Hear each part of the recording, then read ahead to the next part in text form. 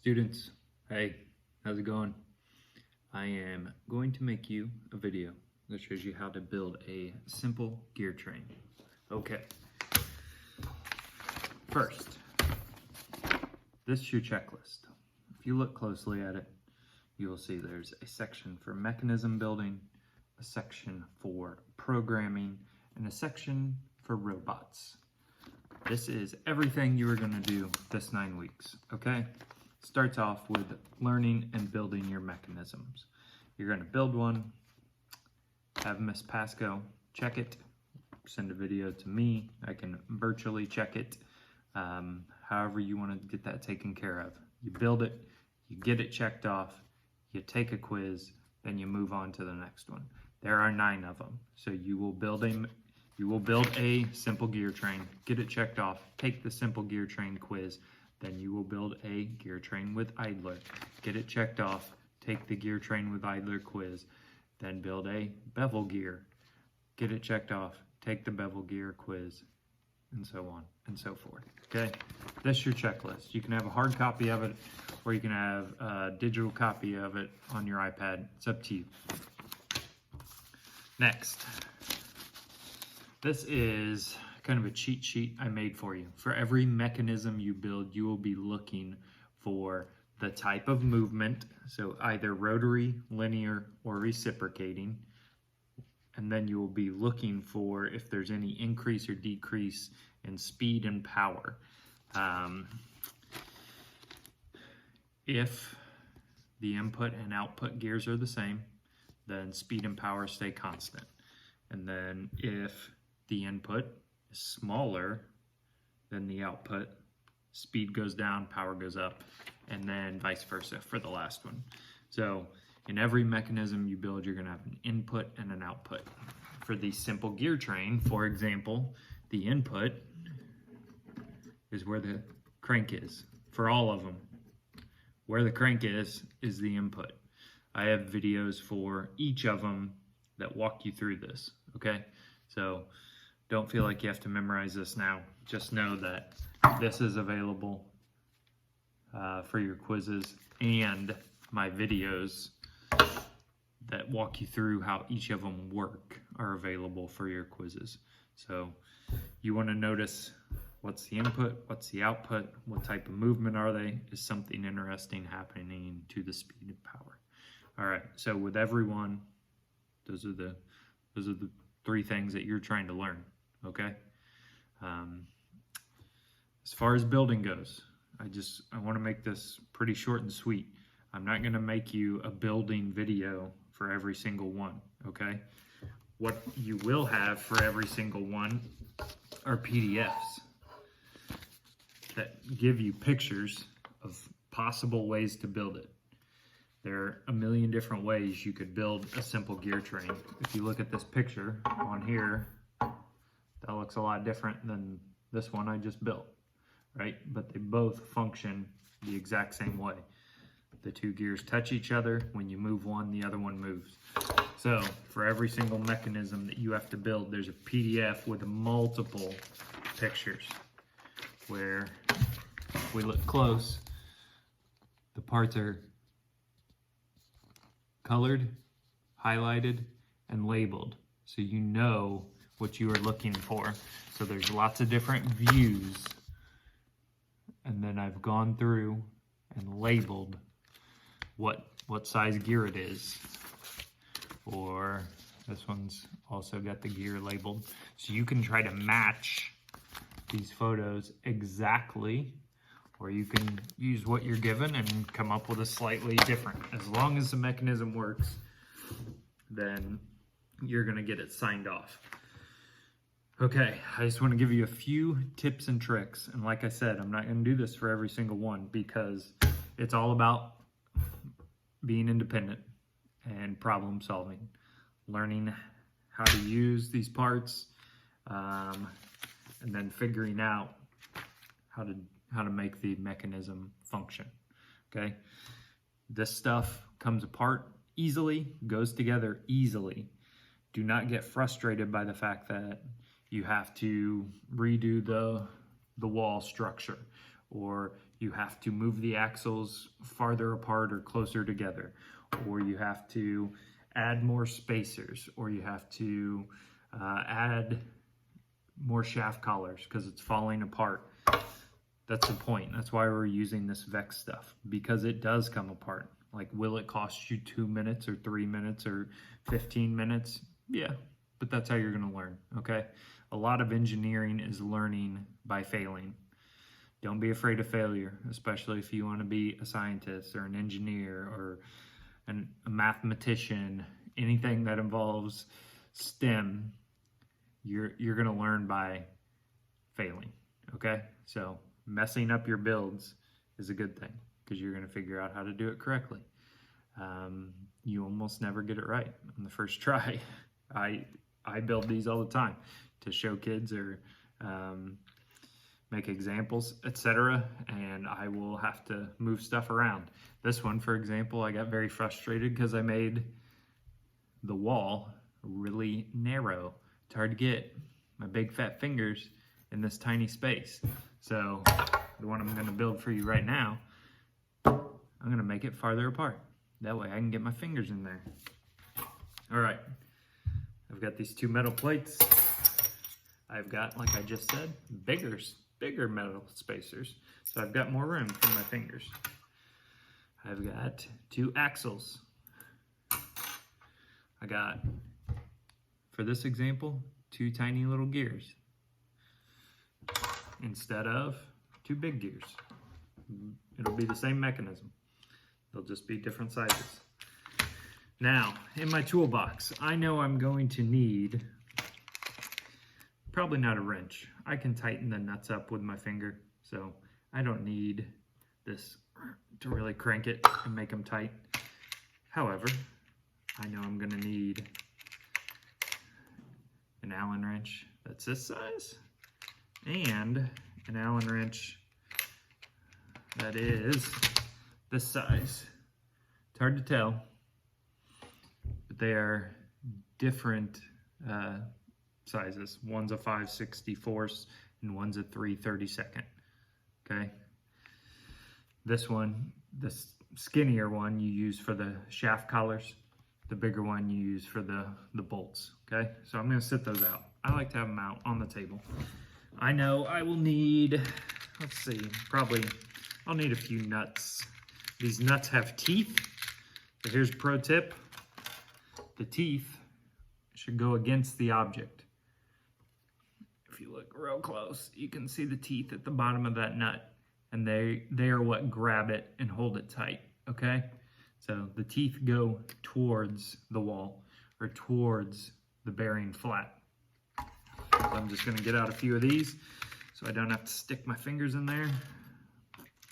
I like to use the shortest bolt possible to get the job done. So when I attach these spacers, that bolt just has to go through this tiny little skinny wall. So why use a long bolt when that one gets the job done? It's way less work. Kids love to use long ones. It just takes more time. I like to be efficient. So I'm going to get out several short bolts. The color of the bolts doesn't matter, okay? We've got silver ones, we've got gold ones, chrome ones, black ones. The only thing that matters is the size. So, there are these little tiny guys in there. There's no way you can see that. This little silver one over here is called a motor bolt.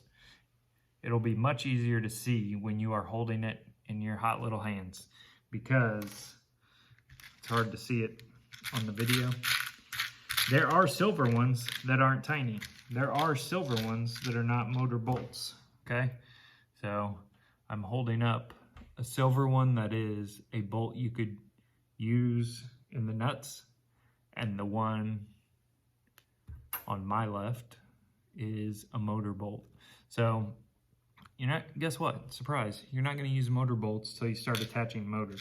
So stay away from the motor bolts and use the little fatter bolts is the best way to say it.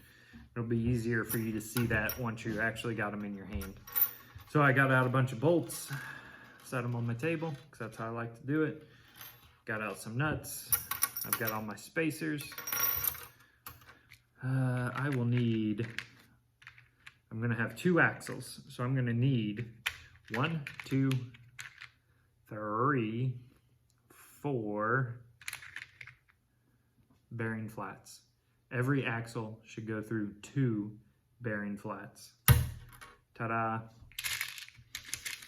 There are things called shaft collars and rubber shaft collars.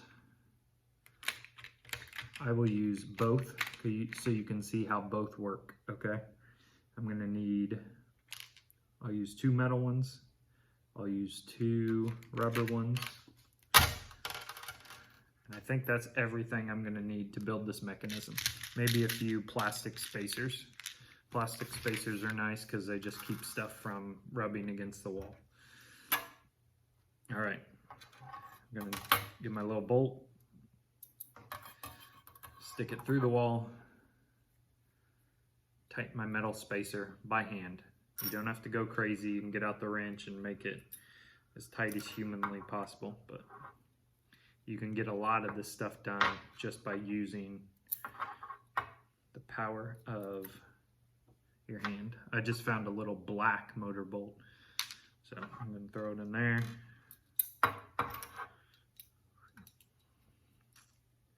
All right, so that's one side of my wall. Flip it over. Now I will use my 5/32 Allen wrench and tighten this bolt into the spacer. Ta-da! 3 more. Sorry if it seems like I am talking a lot. Again, I'm not going to do this for every single one, so you're going to have to use your problem solving and look at the pictures and figure stuff out, okay? Because I think it's just going to be way too tedious for you to watch me build something every time. Whereas if you just try to build it yourself, you're going to be learning how all the stuff comes together versus trying to memorize what I have to say, okay? So school should be about learning, not memorizing. I don't want you to have to just follow my example to a T or to a bolt. All right, let's put on some bearing flats. These can go outside of your wall. They can go inside of your wall, wherever you want them, okay? I'm gonna put it right here. I'm going to attach it with a bolt. So I put the, holding the bearing flat on there, take the bolt, slide it through the wall, then put a nut on the back. So bolt, bearing flat, wall, the nut holds it on there nice and tight. Now I'm going to try to eyeball where the axles need to go in order that my gears touch each other. These gears are really tiny, so these axles are going to have to be very close to each other. I'm hoping, yeah, that looks like the ticket right there. They're only going to be 1-2 spaces apart. So when I put this other bearing flat on, I'm actually going to put it on there vertically, because that axle needs to be super close to the other one. So I'm going to put it on there vertically and drop a couple bolts in it, and then put a couple of nuts on the backside. Again, with the teeth facing or grabbing onto your wall. So I've got bearing flats for the front. I'm gonna put some on the back. This time I'll put them inside the wall, and then I'll show you what that looks like. Whoops.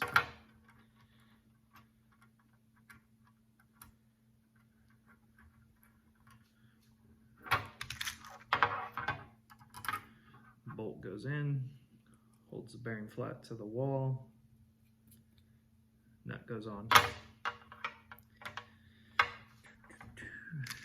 Bearing flat, bolt, nut.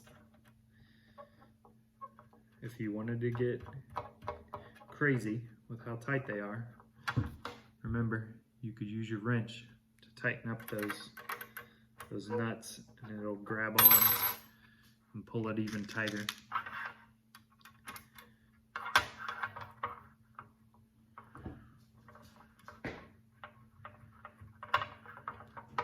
All right, here's what I got. On this side of the wall, I put the bearing flats on the outside, nuts on the inside. On this side, I did the opposite. I put the bearing flats on the inside, the bolt goes through the outside, and that nut's in there up against the bearing flat.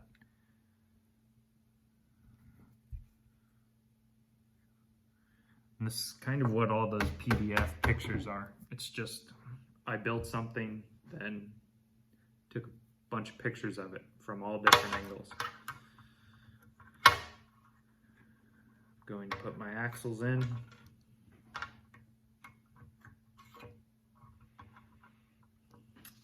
What I like to do, and you'll see this in the pictures, I like to put some spacers, some plastic spacers. They come in a million colors because I 3D printed some of them because we kept losing them. I like to put plastic spacers in between the gear and the wall. That way, the gears don't touch. So, got a black spacer on there, orange spacer on there. Biggest problem when you build stuff is it coming apart. So it moving either forward or falling out the other side.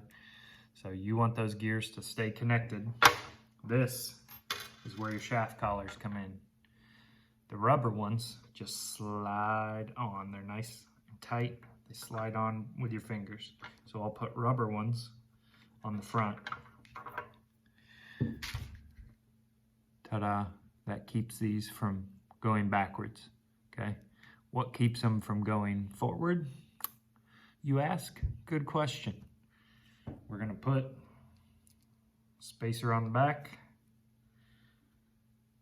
spacer on the back, and then I'm gonna put a metal shaft collar here and a metal shaft collar here. Metal shaft collars are pretty interesting. Some of them have a hole, oh dear, that goes all the way through. Some of them, and you, again, this doesn't look that great on a video, but when you get in the classroom, you'll be able to see it. Some of them have a little tiny screw in there called a set screw, okay? The set screw, you can loosen and tighten with your 5/64 Allen wrench.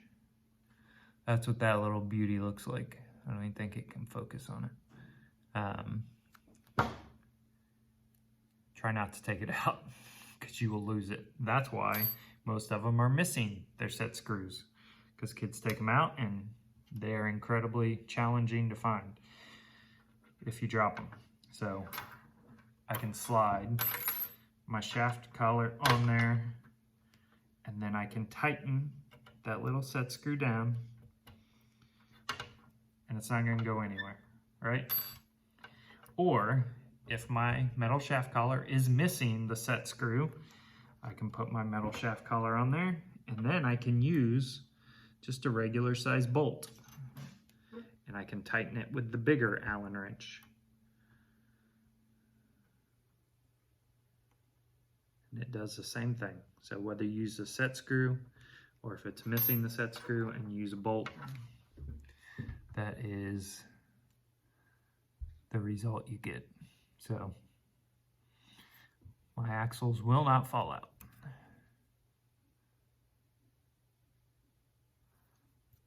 My mechanism works beautifully. All right. There you go. There is hopefully enough tips and tricks for you that it'll get you through all the builds. If we need to make more of these, I can. It's just a lot. It's 20, I'm at 20 minutes and 39 seconds right now. That's a lot of stuff to watch. I think these are gonna help you the most. Just walking you through what parts to use. Just building a wall usually is all you need to start with, either a wall or a tower, and then boom, you can get your mechanisms on there just by paying close attention to these. You also might want to watch my quiz videos, because then you get just another view. You get a live view of what the mechanism is supposed to be doing. So sometimes seeing how it's supposed to turn or move will help you figure out how to assemble it. All right, thank you for watching and hanging in there. Good luck. Keep these organized and put back over there, because they are very important for all the class periods. I just put my nuts back, put my spacers back, metal shaft collar, wrench, Allen wrenches, and use the shortest bolt to get the job done. Thanks guys. Have a lovely day. Good luck with the simple gear train. Talk to you soon.